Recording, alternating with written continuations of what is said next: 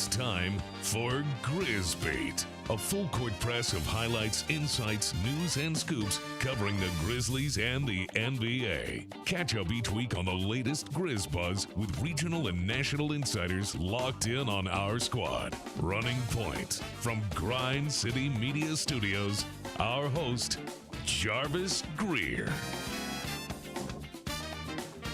Well, I guess I've had enough time to get over it by now. I was all optimistic thinking we'd be back here ready to talk about Game 5, but nope, it's over. The Grizz lose in 4 to the Oklahoma City Thunder. The Thunder, you got to take your hat off to them, but you got to give the Grizz credit for not doing what the Knicks did. The Knicks got absolutely mollywalked at home, where the Grizzlies come back after getting mollywalked on the road and making them close games there down the stretch, including that last game, which down to the last end, as my grandma would say, the last second. Wow. What a way to go out, but it did happen. We got a great panel, as always, in here to talk about the Grizzlies and what happened, what's going on right now, and also looking into the future. Joining us is Lang Whitaker from Grind City Media. Hey, Jarvis. And how many shows do you host again? Too many of them. I noticed you're still sad. You said you're over it a little bit, but you still wore all black today. Well, so, I'm this morning, you got to sit Shiva for a little while until, things, till the mind catches up with what is actually going on. But, hey, it's all good. I'm still wearing the bear. You know what I mean? Yeah, we all are. We got to do that. And, of course, as always, joining us here in the studio, we have the one and only guru of Grind City Media himself, the great Michael Wallace, as my grandson calls him. Of course, you were rocking the GCM right there. And I enjoyed the call that you had with Eric Hasseltine on the radio, but, man, depressing there at the end. But, the way they went out, at least they died with their boots on. I got you, man. And you could tell you're still shaken up by it because you said the Knicks. The Knicks are still playing. I wish the Grizzlies were the Knicks right now. You meant the Miami Heat. I meant the Heat. Taking that 55-point loss on their home court. Molly But, either way, and Molly, I've heard that before. They lost by 40 and then school. 45. Is that what it was? No, they lost by 55. 55 in Game 4. Ooh, take our name off that list. Good. The Grizzlies are competitive. Yeah. But looking forward to it, man. We got a lot to wrap up and a lot to look forward to this offseason. So we're good. A whole lot. The season's never over in the association. It is just beginning right now as we look to the forefront for the Memphis Grizzlies. And what better way to do that than in exit interviews they had on Sunday after the season officially ended. King Kleiman, Zach Kleiman himself, the general manager of the Memphis Grizzlies, spoke about what he thought, and here's some things to go through the notables. The Grizz did finish 48-34. That's second. They were second in the Southwest Division for a while, but they finished second in the Southwest Division. They were second in the league for a long, long time until the calendar changed to 2025, and then it started to go south. They secured the number 8 seed in the West with the play-in win over the Mavericks. They were swept 4-0 in the first round by the number 1 seed Thunder, who their measurables and everything else with some of the best numbers ever put up in the NBA. They dismissed head coach Taylor Jenkins, Tay-Tay. They told him Bebe and brought in Tuomas Iasalo as the interim head coach, brought him up off the bench. They spent a lot of money to get him here, and he had turned down a chance to be the Wizards head coach to come to Memphis as an assistant, so that says something about it. All kind of things going on right there. And as you think about it, here's what Zach Kleiman had to say in his exit interview, talking about the Grizzlies and the season that was. I think there's so much good. I get the question. I respect it. Of course, there's more work to be done. There's a level that I think everyone has to embrace and be willing to get to reach the ultimate goal here. Certainly. And in many ways, I don't think we can look back at this series and this season and say, oh, we're close. No, we're not. We're not close. There's a lot of work to be done. I need to be, open-minded on multiple respects. It's been clear, for some time, and from a cultural standpoint, from the type of guys that we want here, next month this will be 10 years that I'll have lived in Memphis and have been, working for this team. And it's crystal clear to me that the type of players that happen to overlap also with what I think lead to success, from a team building standpoint, but the type of players that resonate, with this fan base that are impactful, to the city. It's the gritty guys. It's guys who have, that dog to their game. And for some time now, we have been emphasizing and are going to continue, to look for guys like that. And again, this is the work on the margin. I'll tell you what, guys, we could do a whole show just on those comments alone. The main thing that stood out from me, he said that, are we where we need to be? We're not even close. Yeah. He said, we are not even close. That means looking at this roster and everything, a lot needs to happen. And also said we need some dogs. Roof. Let's go with you, Lane Whitaker. I would push back a little bit because I think you finished 4 losses out of the 2 seed in the Western Conference. I think you are close. Maybe you're not close to Oklahoma City. Yeah, I think that's probably what he meant. But you're close to being a top 4 team in the NBA in terms of wins, losses, standings, and all that. And also, I think you're close to being a team that you can rely on every single night. That's going to put fans in seats and make it an entertaining team to come watch. He said at one point in his remarks something about we're not just one gritty wing away. I think you kind of are, from being at least a team that can win 52 games and give you a shot 53 games. You're the 2 seed in the playoffs. So you don't mess with the play-in. You get an easier first round matchup, all that stuff. So I would say maybe you're a little closer than you think, but as far as being close to winning a championship, I sort of agreed. No, we're not that close to that. Well, when you look at it, Michael Wallace, you got, of course, Oklahoma City, 16 games better than any team in the West. That's what they finished. Cleveland on the other side, Boston's really good, but you caught Boston in Boston. Yeah. So, there's that. But when you look at it, how close is it that you want to compete or you want to win titles? Sometimes it's a little bit of both. Well, first thing I want to say is, Lang, pass me whatever you're drinking. It's water. You know what I'm saying? Because I need to take a swig of that, because the thing is, at this stage, you're not playing for second place in the West. You're not playing for top 4. You're playing to be in the conference finals and the NBA finals. Conference finals gets you to the top 4, but that's not good enough. Your payroll is going to be reflective of winning a championship. You're going into the tax now, winning a championship. Once you get to this level of payroll, and Dez, Ja, and Jaren are going to be making a collective $99.5 million next season. Next season. And that's with Jaren still on a discounted contract. Right. And Ja not even on a supermax. So that's just with these guys not even supermaxed out yet. You're still going to account for $100 million. At $100 million with 3 players, you better be championship ready or it's a failure or you're coming up well short.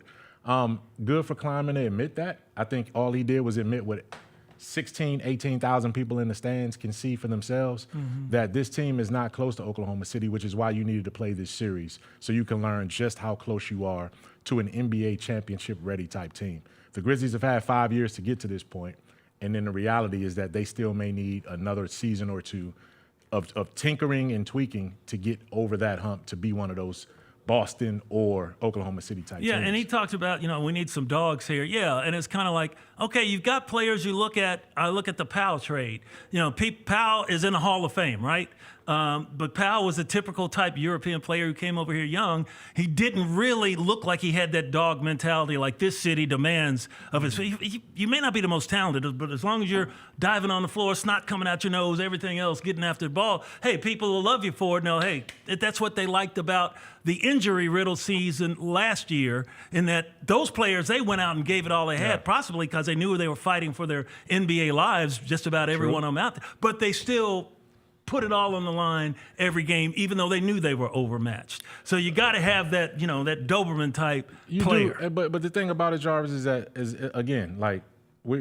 it's okay to hold leaders accountable for what they say they want to do, right? Right. Zach Kleiman said next year will be year 10 that he's been here, or next month will be year 10 that he's been here. You know who was on the team when he first got here?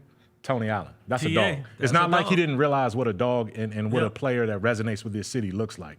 He came in and inherited that. So what is a dog in his mind versus what is a dog in everybody else's mind? Look, it's not about the dogs in that situation.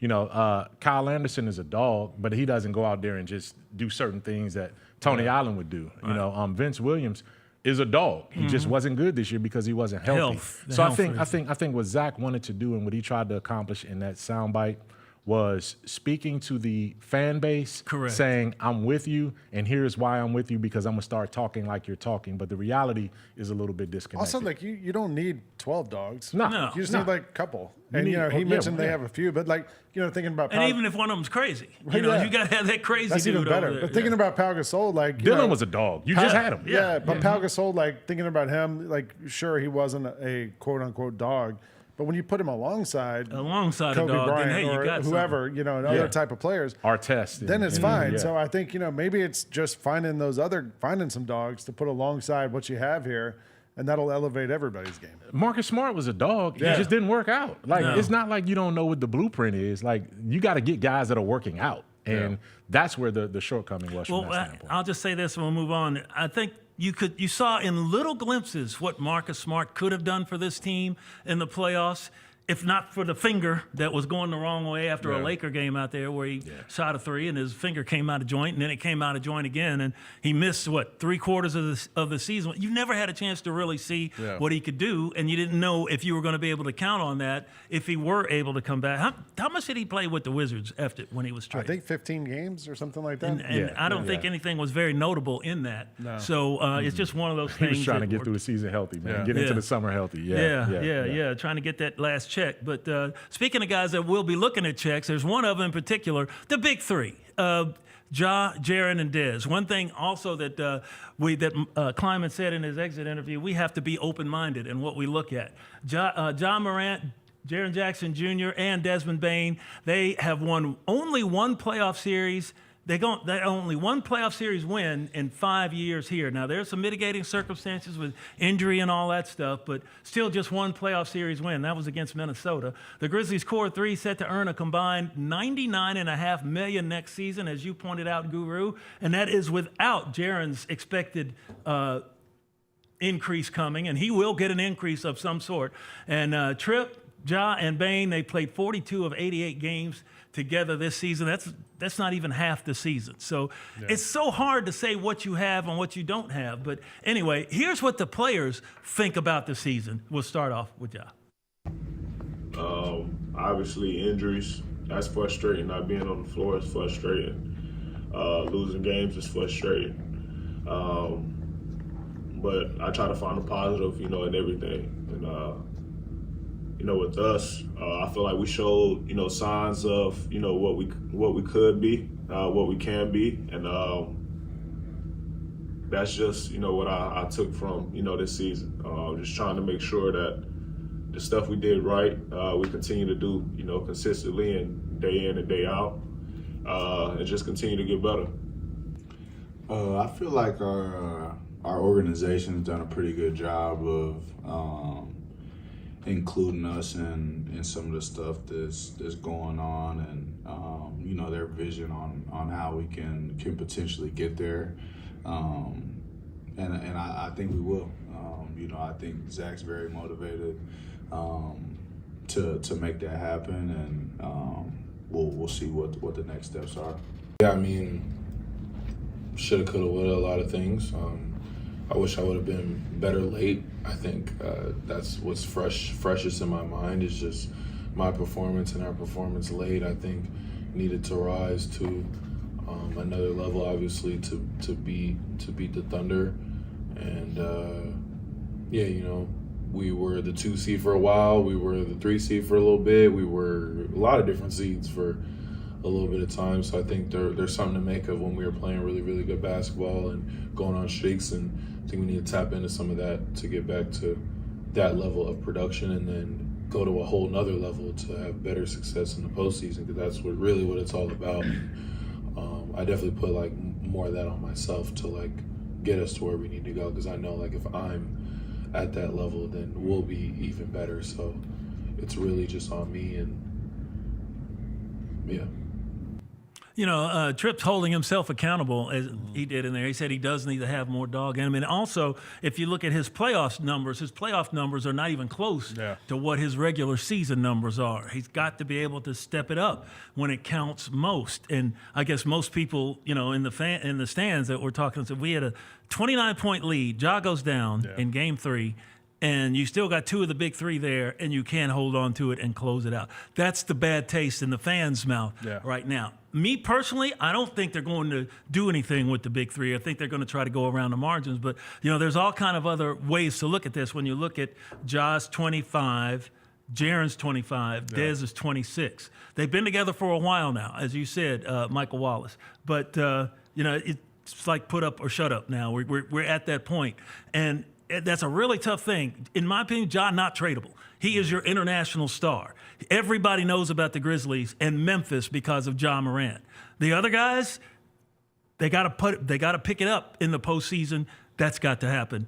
Lang Whitaker will go with you. To me, the issue is the other guys, if they got to pick it up in the postseason, they've been doing it without Ja for most of the postseason series. That's they've been true. Ja's never finished a postseason series where we got knocked out. So if you're those guys, your role changes throughout the season. Sometimes we saw Jaren during this season when he was sort of the main focus point of the offense. He was awesome for most of the season. But then when Ja came back, Jaren had to kind of take more of a back seat and struggled in some ways in that role. So I think, to your point, Jarvis, I don't think they're going to move one of these big three guys in the offseason. I think it's probably easier to go around the margins and try to bring in someone here or there. We've seen them do that the last few years.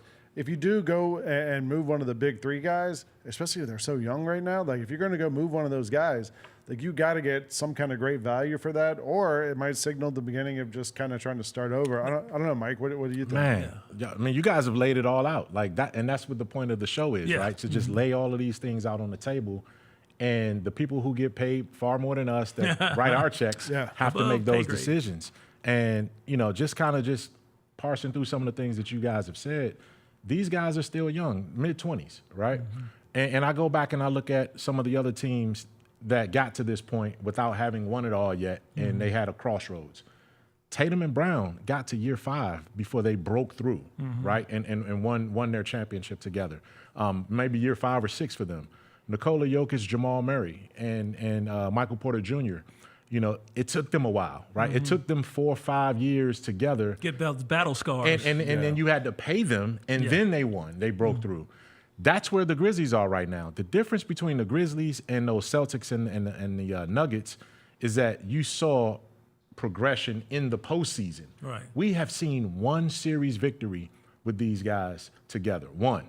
Boston had gotten to the conference finals multiple times, or the second round. Denver did the same thing. We haven't seen these guys break through past the first round but one time. And it took them a miraculous rally to get past Minnesota in that first round, right? So I don't think you break it up, but I've also seen this team tinker around the margins, and that hasn't worked either. So how much more margin tinkering can there be before you say the top 3 guys need to be reevaluated? Well, I give it one more year. Honestly, I'm willing to sit through one more. I wouldn't even say one more full year.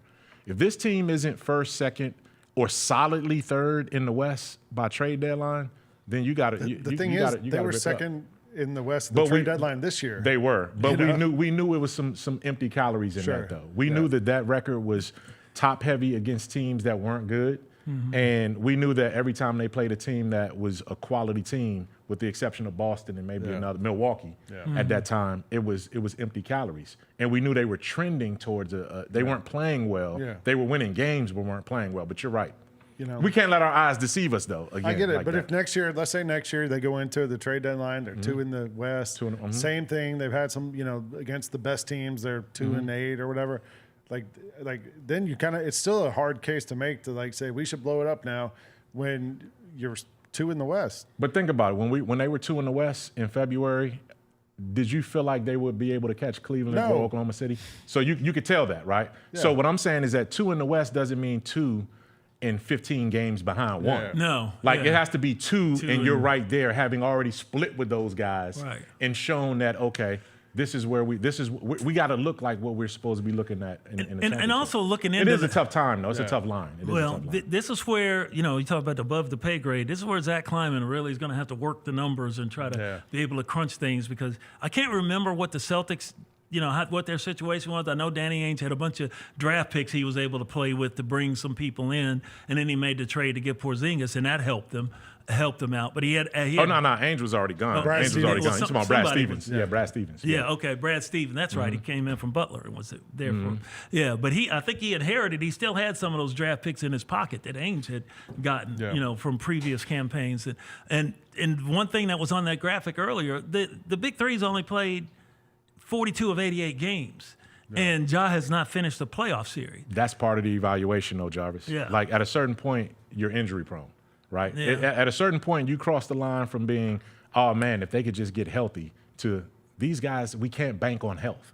Okay, and that's part of it. That's part of it. I mean, that's part of what the evaluation is. Yeah. The best ability is availability. There's availability. Yeah. And also, you had that problem with Brandon Clark, who is a dog Sure. I think you would all agree he's a dog out there. But he's missed 2 of the last 3 playoffs on kind of freakish stuff that happened. Like Ja. All Jaws are freakish stuff. Yeah, too, Ja's. though. It's not like he's just running around and falls down. No, he's been taken out, and I still don't know why they haven't called.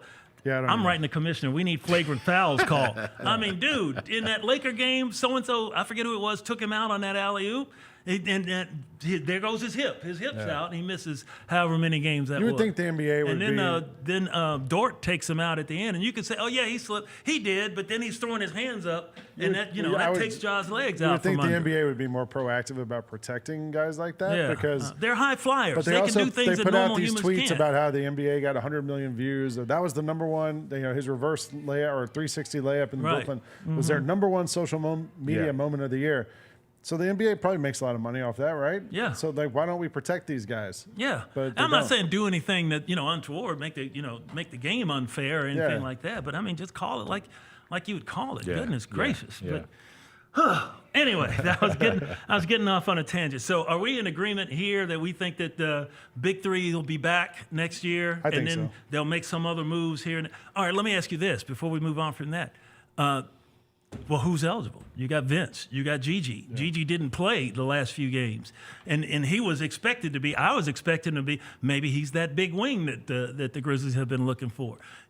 Both Vince and Gigi got hurt in the preseason. Gigi missed training camp, missed half the season. He didn't get on the floor. Vince got hurt, that bone thing in his leg, came back, hurt his knee, came back, hurt his ankle. We were there that night. That ankle turned all the way. I don't know. And it took him a long time to come back from that. And then when he did get in the games, he wasn't Vince Williams until he finally started to look like it a little bit that last 2 games that he played. And that's so, what do you do there? Can you do you package something? Or do you say, hey, look, guys, we still believe in you? And who wants to go first? Go ahead, you got it. I mean, the one thing, when Kleiman named off all these guys who are dogs, he didn't mention Gigi Jackson. No, he didn't. Which I thought was sort of interesting by the omission of it. The one thing with Gigi, like you mentioned, Jarvis, we need that big wing. You need that other guy to be a complementary piece. Like, we don't really need a scorer in that role. You need someone who can play defense, move the ball, don't turn it over, all those things. And that's not Gigi's game from what we've seen. He's a scorer. He's a guy who can put the ball on the floor, get you buckets. And that's kind of not what they need at that spot. So maybe, for him, for development, like they had to send him down to the G League to get him some minutes late in the season. Maybe for a player like Gigi, it's better to go somewhere where you get a lot of playing time. I don't know what the plan is for him long term. But, Santi Aldama also is a guy this offseason who's restricted, and they're going to have to figure out what to do with him in the offseason. Mill Branch. Take him down to Mill Branch up Chelsea and Breedlove. I'm still saying it. He showed it a couple of times. Yeah. Santi has a skill. He can shoot. Yep. And that's undeniable. He can do that. Make good behind-the-back passes, too. Yeah. We'll see how that works. That's one person who was, I think, a dog. He's just young. Jaylen Wells. What a find for the Grizzlies with the 39th pick in the draft. Jaylen finished 3rd in the balloting for Rookie of the Year, which is just tremendous when you think about that. And it's like, I don't know that, he was not brought in, though, to be your starter at that wing position. He was brought in to, Kleiman said himself, this is a guy we got to, we thought he was going to be in the G League for a lot of the year, get some seasoning there, and then maybe bring him up for a game or two, see how that works.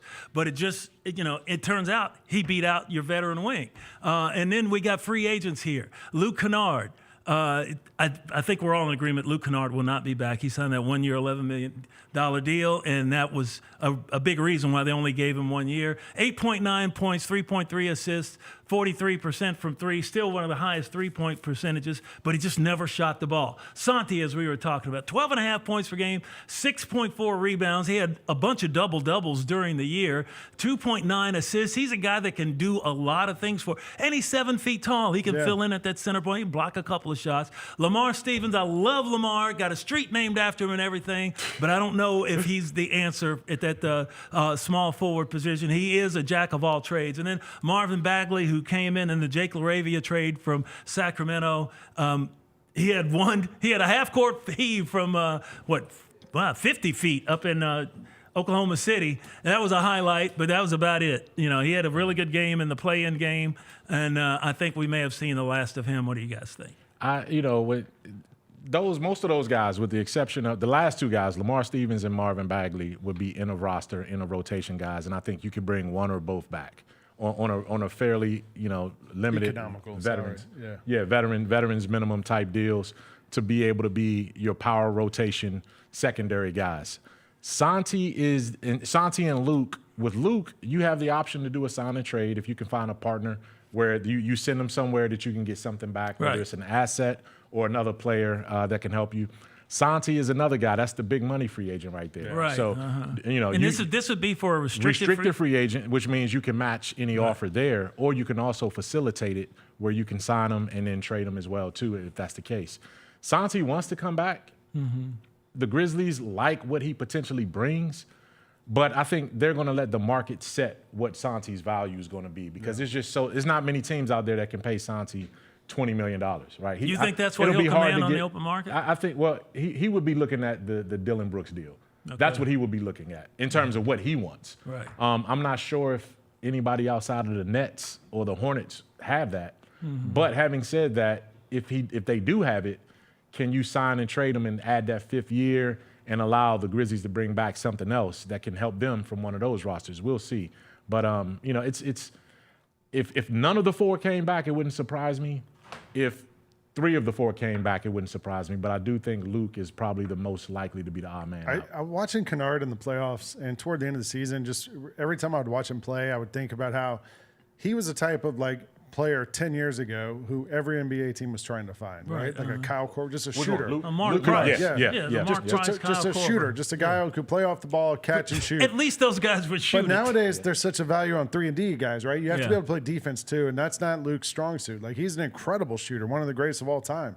But on defense, teams are just targeting him over and over. Yeah. And I think there's still a place for a guy like Luke Kennard in the NBA on a team that just has a bunch of guys who can play defense and needs off, like a Houston or a team like that, that just needs a shooter.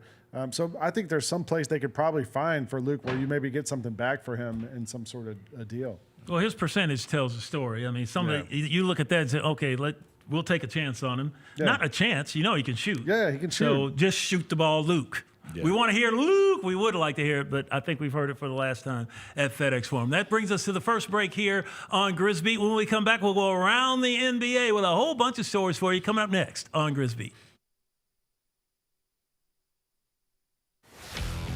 Let's face it, there's a lot of trash talk in basketball, but the great teams let their performance do the talking. Like Ford F-150 with Pro Power on board. A class-exclusive industry-first feature that turns your truck into a mobile generator and leaves the competition speechless. Ford F-150, official truck of the Grizzlies. Greatness starts here at your Mid-South Ford dealer. Class is full-size pickups under 8,500 pounds, GVWR. Yesterday was the talk of the town. It was a cow on the side of the road. Do you live close to a movie theater? I'm just curious because maybe the cow was trying to go to the movies. Tune in to the Jessica Benson Show with CJ Hurt live every weekday at 8 a.m. on YouTube at Grind City Media and the official Grind City Media app. Marcus Thornton could get buckets. Don't do that. You don't say? He had a lot of 30 balls in the NBA. On who? We better not see Marcus Thornton crosses over Tony Allen. Yeah, Don't let us find that. Don't let us. You forgot we got the internet, bro. You said you might have done that. Hey, you always forget the internet exists. The Chris Vernon Show, live on weekdays at noon on YouTube at Grind City Media and the official Grind City Media app. The new issue of Slam, the cover dropped, and it is our friend Jaren Jackson Jr. on the cover. And shout out to you, Lane. Yeah. You kept, well, I mean, we knew about it, but you kept this a secret the whole time. So shout out to you for I wrote putting this story. together. We did the photo shoot a couple weeks ago here on a Sunday afternoon in the practice court. The Sneak Fest Show, live Tuesdays at 2 p.m. on Grind City Media on X, YouTube, and the official Grind City Media mobile app.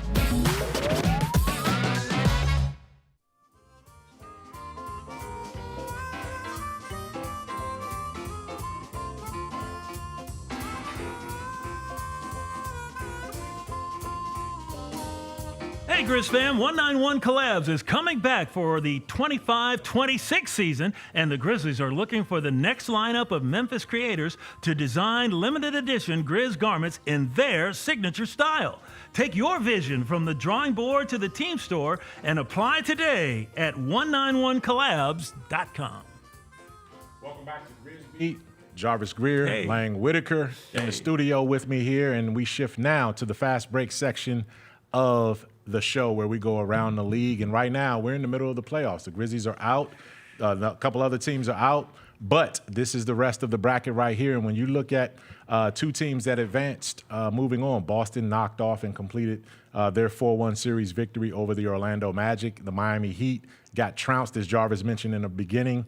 The Indiana Pacers held off in overtime and vanquished the Milwaukee Bucks. Guys, and I'll start with you, Jarvis. When you look around where the standings in the playoff graphic sits right now, is there a series that catches your attention in terms of what you were most impressed by so far? Well, that Clippers-Nuggets series is just a lot of fun. It's just a lot of fun. You got Nikola Jokic doing incredible things. Talk a little bit more about him later. And you got the Claw coming back and playing healthy with that Clippers team. That has just been a back and forth amazing series right there. I'm so happy that the Pistons got to win, and they got to win in New York. And you know, I'm happy Jalen Duren and company. Jalen Duren, of course, being the former Memphis Tiger, and JB Bickerstaff being a former Grizzlies head coach. One of the best individuals you'd ever want to meet. They say, oh, he can only coach teams on the come up, but maybe he's not a playoff coach. Well, he's doing pretty well with a young team right now in that Knicks series. And they got a big time win at the Garden last night to send that back to Detroit for Game 6. Did you see those Knicks uniforms with the New York and then New York? It's kind of like the blend. I thought I needed my 3D glasses on there to make it kind of come together. I got a feeling that one's destined for Game 7 back in New York. I would love to see that go to Game 7.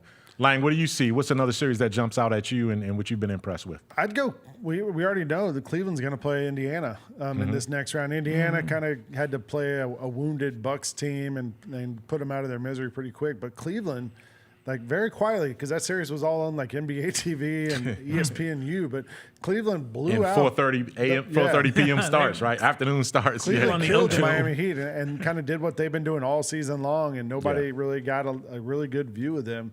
And to be able for Oklahoma City and Cleveland to kind of coast through that first round and now get a week off before they start that next series, I think it's big for both of them. I still think the Celtics are the best team in the NBA, but I guess we'll see down the road. Okay, we'll definitely see down the road, which brings me to my next question right there. I would say the most compelling series right now to me is the Los Angeles Lakers and the Minnesota Timberwolves. And right now, the Lakers are down 3-1 in that series, fighting for their life tonight. The guys over at Fox Sports 1 had a lot to say about the Lakers and whether their season will be done in the next game or two. Take a listen. Well, you have to start with J.J. Redick right there. He's lost confidence in his bench. But to his credit, he played this – he coached this like a Game 7 because he figured if we lose this game, then the series is pretty much over. I've seen coaches leave starters out, for extended minutes, maybe not a whole half like this, but this was pretty much their season on the line because we all know now that they're down 3-1, they're probably not going to come back. They look like they could have lost Game 2 when they lit Minnesota back in the game. They just had one of the worst shooting performances of the year. Right. But I just don't see the way any way the Lakers can beat them. This team is young. They have a bench. They're better coached. They have a young superstar. And just a number of things. They've been together. And that's the thing. People just think you can throw a team together and make a deep run in the playoffs, too. Just because you ain't been together. Like, Luka's been there half the season. Not even that. Man, that's long enough. And not only did you make a trade, you brought a guy in to be the guy. Yep. You know what I'm saying? So, and I know it looks good and sound good on paper saying we got Luka, Doncic, and LeBron, but it just don't work like that. You know, they're going to need some time to develop a chemistry. They're going to have to build out their bench because I truly believe that their season is over at the end of this week. I think they'll win game 5, and then go to Minnesota and probably get eliminated. Lang, is Paul Pierce, does he have a point? Are the Lakers done either tonight or in Game 6? You think their season will be over by the end of this week? There's a reason they call Paul Pierce the truth, because he was speaking the truth there. I think. When they made the trade for Luka, I was on the Grind City Media shows, and I was like, he's a great player. I get it. I don't really understand the roster construction from the Lakers. And then they went out and tried to get Mark Williams from Charlotte, remember? And that was going to be their center. I was just going to say And it failed on the physical. Yep. Yeah, the Lakers failed him on the physical. He went back, played the rest of the season for Charlotte. It's fine. It was good, yeah. And now the Lakers have Jackson Hayes and nothing else really at the center spot against a Minnesota team that has really good bigs. Yeah. And it's just not a good fit for them. I think there's a lot of matchups that would be bad fits for this Lakers team. Yeah. And they've got to figure out some stuff in the offseason to better construct that roster around Luka and LeBron. What do you think, Jarvis? What I'm thinking is the folks in Dallas are going, oh, they are laughing their butts off and thinking, yeah, Luka, wow, man, we miss you, Luka. No, we don't.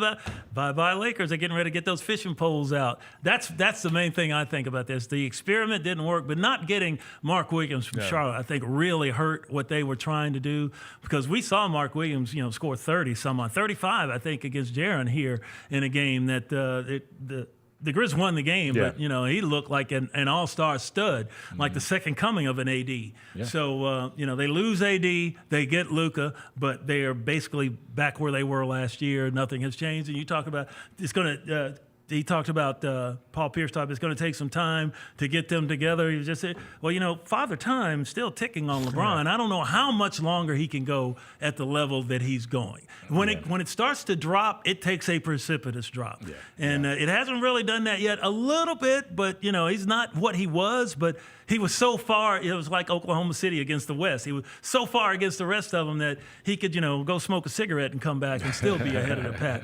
So, I don't have any love lost for the Lakers. I will make that. I'm so mad at Faker fans that come in here and sit next to us and think that they are God's gift to NBA fandom, that I'm ready to get my keys out whenever the Grizzlies beat them, say goodbye, crank up the bus. Y'all can go back to the coast. But, I think that the coach, even though he's in his first year, has done a good job with them. Yeah. But it is hard when you're making a big move like that and expect it to come together. It better come together. It was such a major move to make on the fly in the middle of the season, and you can't really evaluate it until you give them a chance to tinker with the roster a little bit more. So we'll definitely see. I do think the Lakers get Game 5 tonight and put some pressure on Minnesota. It's not like we hadn't seen Minnesota crumble away a series before. Yep, maybe they show some maturity this time around. Ant Edwards looks like a different guy with these guys around him right now. And so they are healthy. Well, that too. They are healthy. That too. And Nas Reed keeps bombing away from downtown. Yeah. They're healthy. They're healthy, and like I said, but they had the Grizzlies dead to right 3 years ago. Yeah, they did. And couldn't. The other thing the other thing to add to this is Paul Pierce mentioned. He said Minnesota has the better coach. He kind of just said it as they were going along. Yeah. But for all the talk about, you hear Grizzlies fans on social media being like, Grizzlies got to get a former player to coach. They got to get Chris Finch didn't play in the NBA, and he was the coach of that team here a couple of years ago, right? When they lost. Yep. So sometimes you got to take your lumps with those guys and did develop Dagnall that culture. play in the NBA? I don't remember. No, he didn't. Like a ref. No, he didn't. He didn't play. He came up through. He was their Oklahoma City Blue G League coach. Oh, okay. And came up and through the G League and did his thing there too. Speaking of centerpieces, Nikola Jokic is a guy that is at the center of Denver's charge right now, and they're having a little bit of success. They just won Game 5 against the Los Angeles Clippers last night. They get a chance in a couple of days to go put that series away. The crew at TNT had a chance to debate where Nikola Jokic fits in the top 5 category of all-time great centers. Does he make the top 5? Let's hear what the guys had to say about that. We over here writing down centers. Yeah, while you did that, they've been making a list. So Kareem. Yes. Wilt. Yes. Bill Russell. Yes. Yeah. Shaq. Yep. And then him. No. What about Hakeem? Thank you. Stop it. Knock it off. I keep telling you that. I love Hakeem. Listen, I'm just going by what I see on the I'm just like, because if you So wait, which one were you taking out of the top five? I'm not taking anybody out, but I'm just saying. Well, if you're picking them in numbers, you got to take somebody out. I would never take Hakeem off. So are we saying Joker is a top 6 center of all time? Listen, he's one of the. Yeah, I don't like getting in this so silly debate. This guy is. You did. You just made a list and said. No, but we're just talking about top 5. Yeah. All right, top 10. This guy, he easily top 10. Cool. He is one of the most skilled basketball players that I've ever seen because he played a game with his brains. Yes. He don't overwhelm you like you were just. You're the most physically gifted big man that I ever seen play. And I mean that. I had never seen a guy. I'd seen big guys before. I played with some big guys. But you were the first big guy I ever played with in my life. I said, man, he can outrun most people. He can outjump most people. But that was a long time ago. And I could dunk right now. Yeah, okay. We're not eating no donuts. Down if you do that. That's funny, man. You always got to enjoy those guys when they start talking like that. I had a hard time. I mean, Jokic is an all-time great center. I had a hard time putting him in my top 5. And as the clip was rolling, I wrote down what my top 5 would be, and he's right there on that line. You know, I go Wilt 1, Kareem 2, Hakeem Olajuwon 3, Shaq 4, Bill Russell 5. Mm-hmm. Jokic is 6. I can make a case to put him at 4 or 5. Bill Russell, I love everything he stood for, but the competition level at that position just wasn't where it is in the game today. Mm-hmm. And he absolutely struggled in matchups with Wilt Chamberlain in terms of that. So how could he hold up physically against any of these other guys? Mm-hmm. I think Jokic is borderline top 5. Jarvis, you had a chance to see all of these guys play. Yes, I did. Where do you Even put saw Jokic? Wilt Where do you put Jokic in that mix? I saw Wilt toward the end of his career, but I did see some of his highlights. Wilt was so far ahead of everybody else. I mean, he could run the open quarter in 42 seconds or something like that. He was a multiple athlete. And the thing about Jokic is that makes him different from all those other guys is he could play point guard. Yeah. He literally could play point guard. We saw that back during COVID when they had all the games down in Orlando. He was bringing the ball up, and they were saying, "What is he doing? Why is he doing that?" Because he could do it, and he was very good at it. Does he make your top 5 though? That's the question. The question is not to read their resumes. We all know that they're great, right? We all know that they're great. I will have to agree Does with he you. make your top 5? He is on that borderline there because the Celtics, they had all those championships, and Bill Russell was part of a lot of them. 11 titles. 11 titles. Oh my goodness gracious! Jokic has 1 title, and I don't think he'll be around long enough to try to win 11. But 3 MVPs though. The hardest part of this argument is that you're comparing finished products to an unfinished product. You think he's pretty much? I mean, he's not going to get it greater. What he is. I know, but which is great. I'm saying, but we're saying, Bill Russell won 11 championships. You can't just say he won 1 because he might win another. We don't know. You know what I mean? I mean, Hakeem won 2 titles. Yeah. Maybe Jokic wins another down the road. So I'm saying, and if you look at total points scored, I was looking up that while we were watching that clip of all these centers. Jokic is 14th on the list, 16,000 points.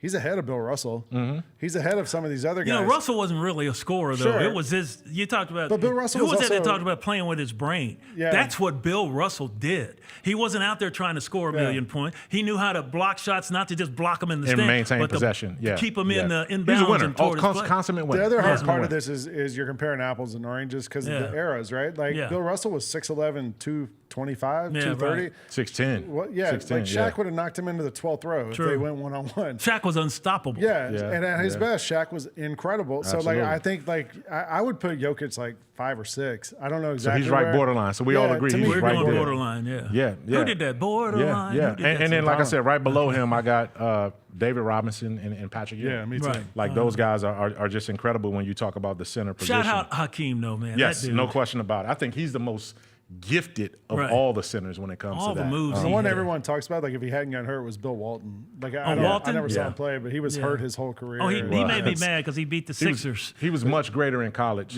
because of his health than he was obviously in the NBA because of the injuries.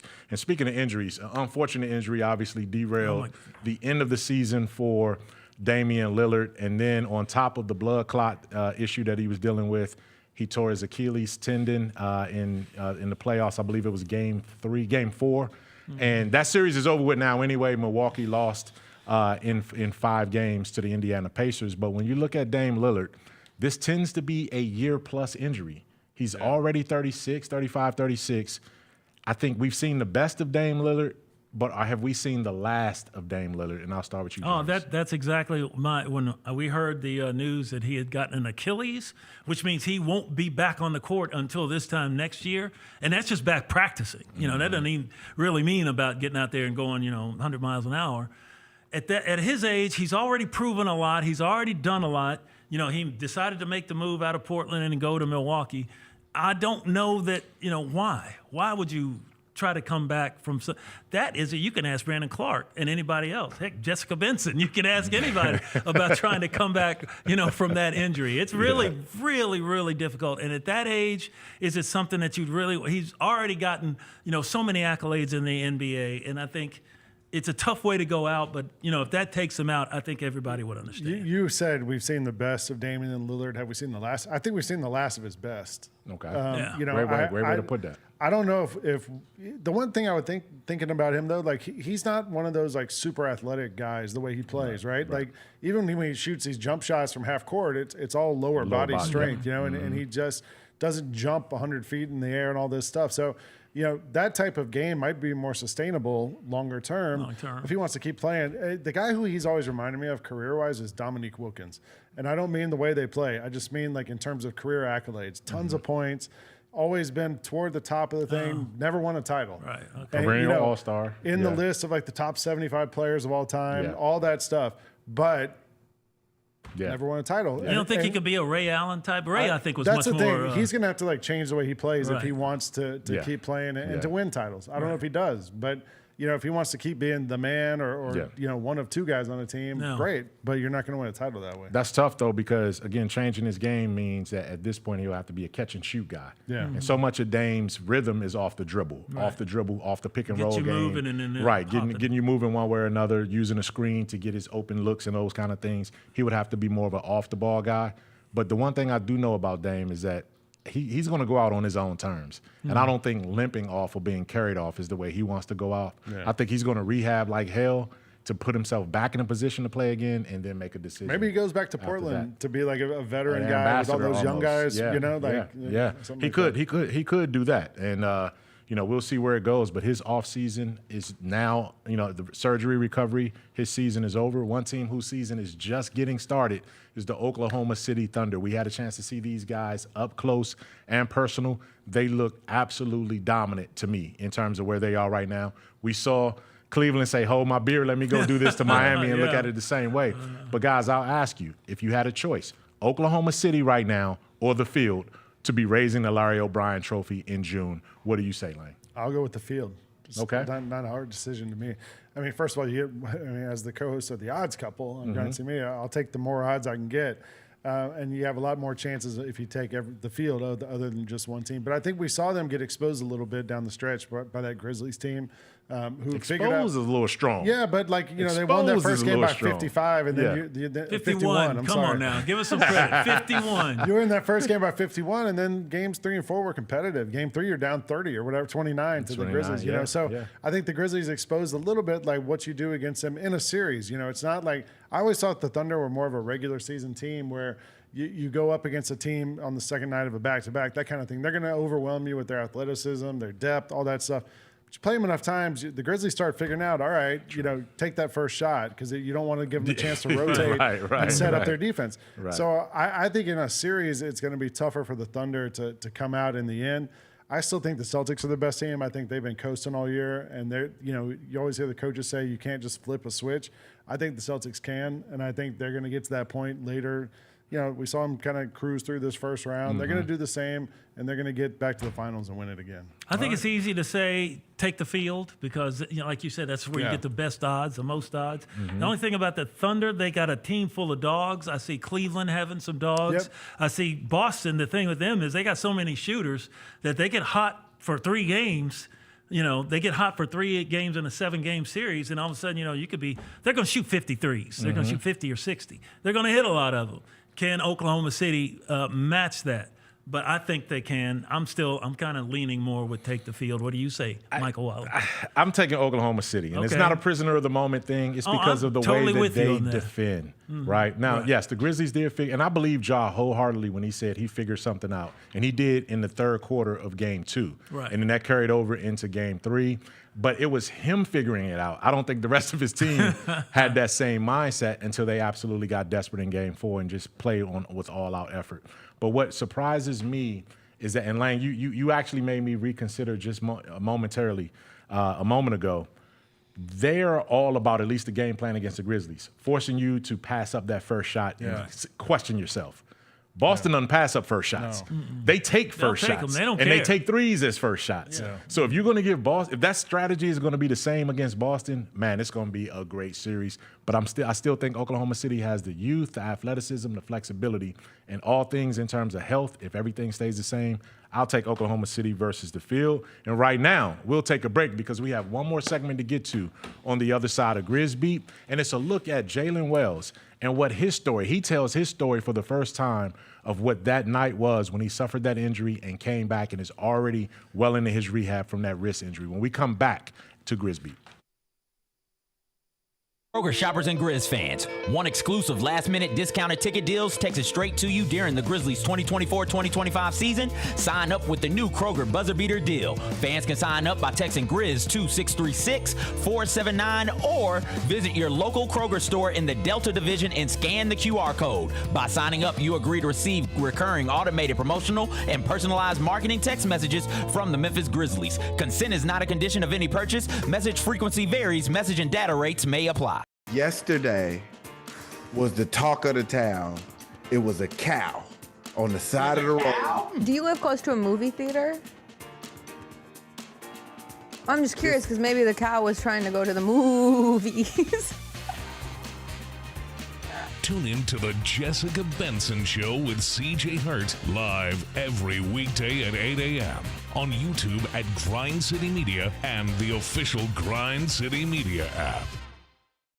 I see people who look like me and were born probably in the same decade as me, watching all of these young people jump into the transfer portal and saying, it's ridiculous. You got to stop thinking about this like it's a normal college experience. It is not. You know what the priority is? Maximize your earning potential for every year of eligibility you have left. That's what this is about now. These are jobs. The Gary Parrish Show, live on weekdays at 10 a.m. on YouTube at Grind City Media and the official Grind City Media app. The new issue of Slam, the cover dropped, and it is our friend Jaren Jackson Jr. on the cover. And shout out to you, Lane. Yeah. You kept, well, I mean, we knew about it, but you kept this a secret the whole time. So shout out to you for putting this together. We did the photo shoot a couple weeks ago here on a Sunday afternoon in the practice court. The Sneak Fest Show, live Tuesdays at 2 p.m. on Grind City Media on X, YouTube, and the official Grind City Media mobile app.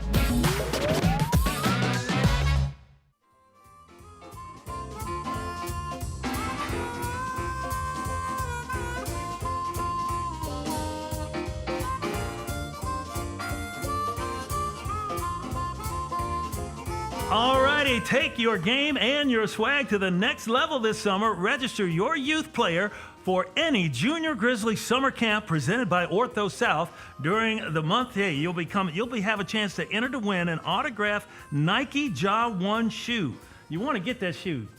I don't know if that's the Ja 1 there. It could be that one. It could be one of the other colorways that he's got. But just, you can go, when you go to camp, you can register to enter a Ja 1, a Nike Ja 1 shoe. And I'd love to have one of those myself, get one for my grandkids. For more camp information, go to Grizzlies.com, Junior Grizzlies, to get in on the action.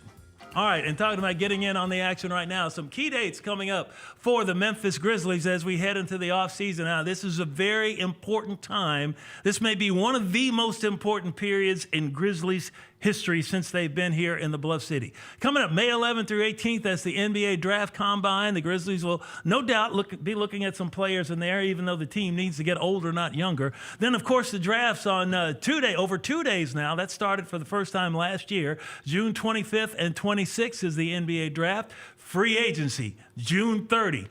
That is a big date. That's when negotiations, quote unquote, can begin. We all know that they'll be going on before that, but that's when the news will start coming out of who may be going where. July 6th, that's the official start of NBA free agency signings. We will actually see players sign on the dotted line with their new prospective teams, or they're staying with their old teams. And then July 8th through 10, it's the Salt Lake City Summer League. July 10 through 20, the big one, the Las Vegas NBA Summer League. Michael Wallace, you going out to any one of those summer leagues this year? Yeah, I'll catch one of them. We usually have the Grizzlies playing in both Salt Lake City and Las Vegas. You're going to Vegas. Come on. Just go on and say. I actually prefer Salt Lake City. I'm a Salt Lake City guy. Really? Right? Yeah, I try to limit. Tabernacle Choir and it's just more chill. In the Salt Lake while you're out there? It's more chill. But yeah, I mean, the Grizzlies will definitely, we'll see what they do. And so they have 2 second-round picks, no first-round picks in this draft. So we'll see what happens over the next month and a half, and see if they acquire something or do anything otherwise from that standpoint.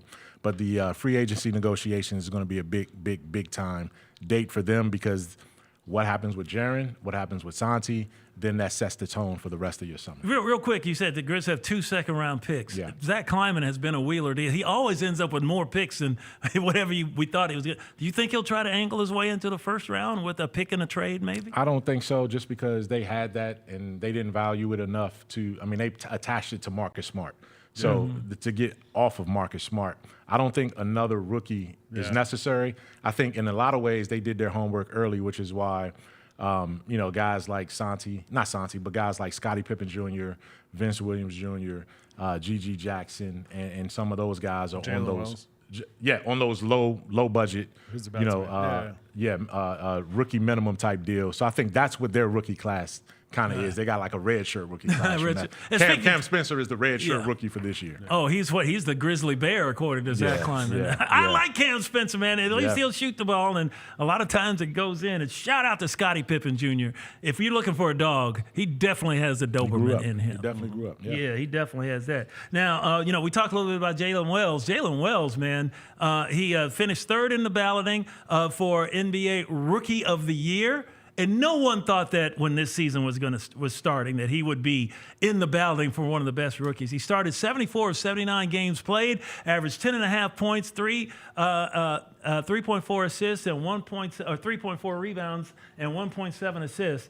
And he got that crazy season-ending injury when he was going up for a dunk on a fast break and got undercut on a reckless play. Fell on his wrist, broke his wrist, put a big laceration on his face. But you know what? He was back in the Grizzlies facility shooting left-handed. That's how bad that boy wants to play. He led all rookies in team wins with 47, starts at 74, and threes made with 138.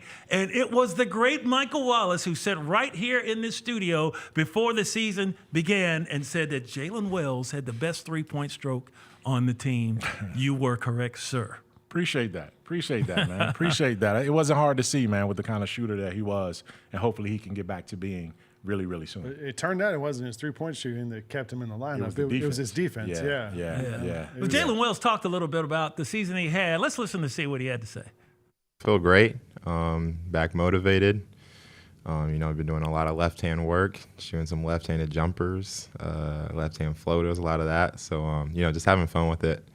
I think we're at the free throw line. Ja was telling me to leak out. I was like, okay, I'm about to get this dunk right here. Leaked out. I was ahead of him.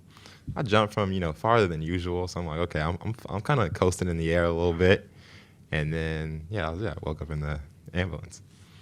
that was the last thing I know. I think I woke up. And I was just screaming like, my back. They're like, just stay calm for about 5 more minutes. And I was like, my back, do something, please. I think I saw Eric. Eric was like, just lock him for 5 more minutes. I heard something about fentanyl. Boom, woke up in the emergency room. And then I think Zach was there. My aunt, my grandma was there. Went to and I was just like kind of like just feeling around, just trying to see like what hurts. And it was like my wrist was just like really swollen and really painful. And then they came in and just said like they fractured it. And I think that was like the first time like I really just couldn't control like my emotions, just hearing how long I was going to be out. I think that's probably the first question I asked was like, how long is this going to take? I wasn't really concerned about my concussion or how my back felt or my foot or any other pains. So yeah, that was probably the first moment of like I was really hurt. Yeah, that's really tough to see him go down. But, he's going to be back. He's going to play in Summer League, and maybe he'll shoot some left-handed jumpers out there. We want to thank Lang Whitaker for joining us in here. Do everything. You're Mr. Do Everything That's for fine. Grind City Do you need Media. a ride home, Jarvis? Oh, yeah. Blowout on the way over here to ride my bike here. But hopefully it's still in the garage. But Jarvis got a bike helmet next to him on the desk. It's the first person. You want to believe? Grind That's City right. Media history. Look at me. Dun, dun, dun, dun. No, anyway, and of course the guru of Grind City Media himself, the great Michael Wallace, as my grandson says. And Mike, what we got coming up, man? What's going to happen next? When we going to be back? We're still exit interviews, recapping everything. Keep a lookout for the all-rookie team and All-NBA to see if Jaren is a third-team All-NBA. We'll see. And that'll mean a lot of money for Jaren if it does come true. And Zach Kleiman's got his work cut out for him. And we want you to come back for the next time on Grizz Beat. It's going to be next Wednesday, Michael. We come back next Wednesday? Yeah, all right. So we'll see you next Wednesday, 2 o'clock, right here with more news on your favorite team, the Memphis Grizzlies, on Grizz Beat. I'm Jarvo. We'll see you later.